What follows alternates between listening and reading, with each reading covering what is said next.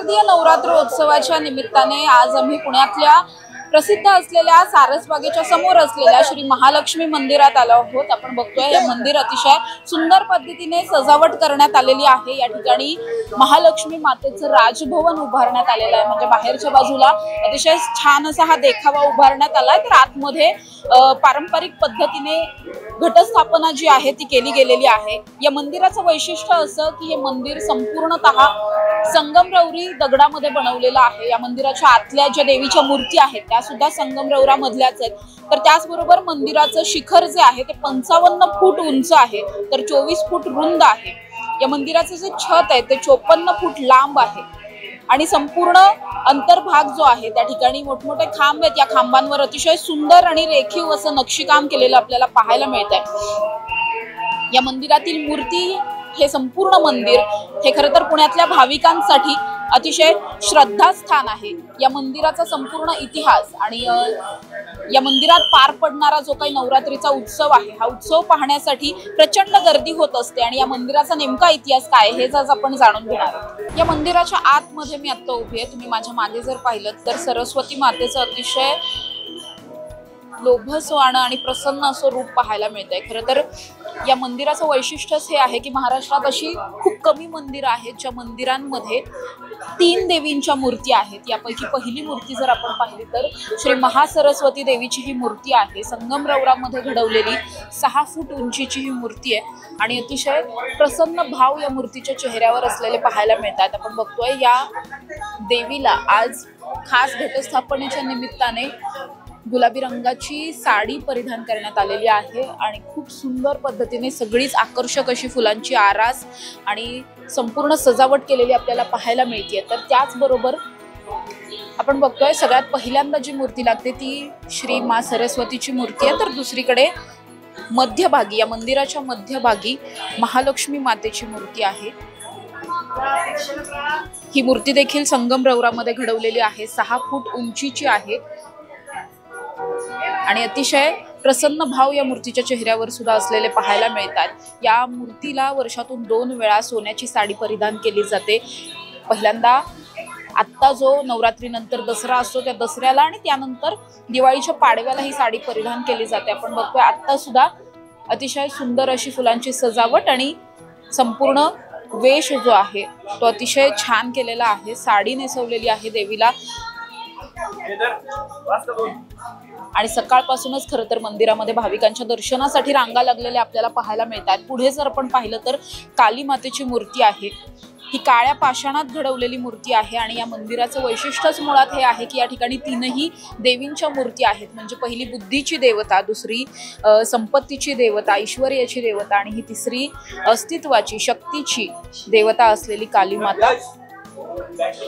अतिशय सुंदर साडी या मातेला सुद्धा परिधान करण्यात आलेली आहे। अबोली रंगाची साडी आहे आणि खूप सुंदर निळ्या फुलांचा हार या ठिकाणी देवी मातेला घातलेला आपल्याला पाहायला मिळतोय। खरं तर हे मंदिर जे आहे ते पुण्यात खूप अल्पावधीत प्रचंड प्रसिद्ध झालेलं मंदिर आहे। आपण जर पाहायला गेलं तर या मंदिराच्या आतमध्ये सुद्धा आत्ता हे जे खांब पाहायला मिळतात, या खांबांवरती सुद्धा म्हणजे ज्या ठिकाणी प्रदक्षिणा मार्ग आहे या प्रदक्षिणा मार्गावर संपूर्णतः संत ज्ञानेश्वर असतील, संत तुकाराम महाराज आहेत, संत तुलसीदास आहेत, जलाराम महाराज आहेत, चैतन्य महाप्रभू आहेत, संत कबीरदास आहेत, सूरदास आहेत, श्री स्वामी समर्थ आहेत, त्याचबरोबर गुरु नानक आहेत, रामकृष्ण परमहंस आहेत, संत बसवेश्वर महाराज आहेत, मीराबाई आहेत, या सगळ्यांचीच चित्र जी आहेत ती कोरलेली पाहायला मिळतात। संपूर्ण संगमरवरामध्ये हे मंदिर जे आहे ते बनवण्यात आलेलं आहे आणि आत्ताही आपण बघतोय की या मंदिरामध्ये, हे मंदिर अल्पावधीत इतकं प्रसिद्ध होण्याचं कारणच मुळात हे आहे की या मंदिरामध्ये दररोजची दिनचर्या आणि इतक्या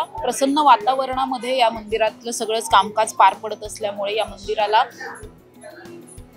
पुणे शहरामध्ये मोठा ऐतिहासिक महत्त्व जे आहे ते प्राप्त झालेलं आहे। मात्र या मंदिराचा इतिहास सुद्धा तितकाच इंटरेस्टिंग आहे। ह्या मंदिराची जी जागा आहे ती मुळात अगरवाल कुटुंबियांनी त्यांच्या कुटुंबाला घर बांधण्यासाठी ही जागा घेतलेली होती, मात्र त्या ठिकाणी घर न बांधता अतिशय भव्य दिव्य असं हे महालक्ष्मीचं मंदिर स्थापन करण्यात आलं आणि त्यामागचा नेमका इतिहास काय हे सुद्धा आपण विश्वस्थांकडून जाणून घेणार आहोत। माझ्याबरोबर मंदिराच्या विश्वस्त आहेत, आपण त्यांच्याकडूनच जाणून घेणार आहोत या मंदिराचा नेमका इतिहास काय. मॅम, काय सांगाल मंदिराचा इतिहास आणि इतक्या कमी वेळात हे मंदिर इतकं प्रसिद्ध होण्यामागची कारणं नेमकी काय वाटतात? सर, हा मंदिराचा इतिहास असा आहे की हा मंदिराची जागा जी होती ते आमच्या आजोबांनी घरासाठी घेतली होती, पण त्यांना असं देवी भास झालं की ते घर नाही तर एक भक्तांसाठी एक देऊळ करायचं. तर त्यासाठी इथे 1972 मध्ये या मंदिराची सुरुवात झाली म्हणजे घडवण्याची, आणि 1984 मध्ये त्याचं काम संपलं. तर याचं वैशिष्ट्य सांगायला गेलो तर हे एकमात्र एक मंदिर असेल महाराष्ट्रामध्ये जिथे महालक्ष्मी, महाकाली आणि महासरस्वती हे तिन्ही देवींचा समावेश आहे.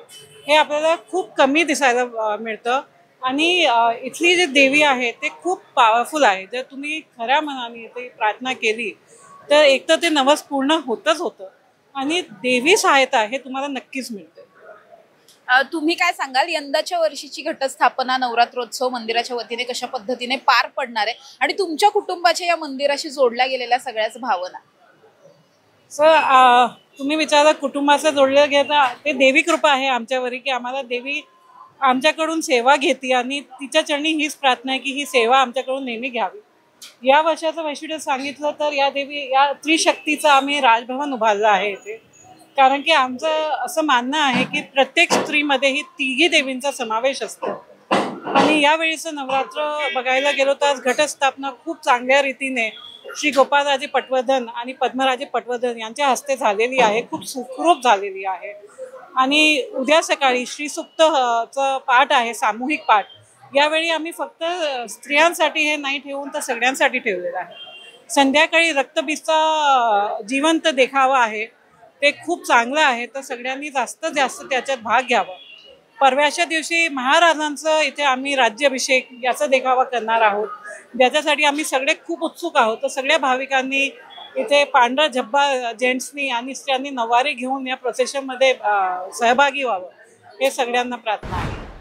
नक्कीच मॅम, धन्यवाद तुम्ही दिलेल्या माहितीबद्दल. आपण बघतोय की या अतिशय प्रसन्न वातावरणामध्ये आज महालक्ष्मी मंदिरामध्ये शारदीय नवरात्रोत्सवाला सुरुवात झालेली आहे, आणि या संपूर्ण मंदिरामध्ये जी काही सजावट केलेली आहे, हा प्रसन्न वातावरण, हा सगळाच माहोल अनुभवण्यासाठी खरं तर काल रात्रीपासूनच भाविकांची गर्दी झालेली पाहायला मिळते. पुढच्या 10ही दिवसात अतिशय प्रसन्न सगळ्या वातावरणामध्ये आणि शास्त्रोक्त पद्धतीने या ठिकाणी घटस्थापना आणि नवरात्रीचा संपूर्ण सोहळा जो आहे तो पार पडणार आहे. त्यामुळे हे मंदिर जे अल्पावधीत इतकं प्रसिद्ध झालंय, अर्थातच या मंदिराला भेट देण्यासाठी भाविकांची लाखोंच्या संख्येने गर्दी होताना सुद्धा पाहायला मिळणार आहे. कॅमेरा पर्सन निलेशसह समृद्धी जाधव, टॉप न्यूज मराठी, पुणे.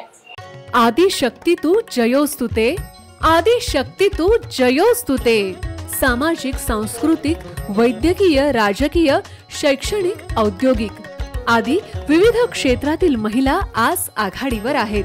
शारदीय नवरात्रोत्सवानिमित्त टॉप न्यूज मराठीवर पहा आधुनिक युगातल्या नवदुर्गांच्या मुलाखतींचा विशेष कार्यक्रम आदिशक्ती तू जयोस्तुते.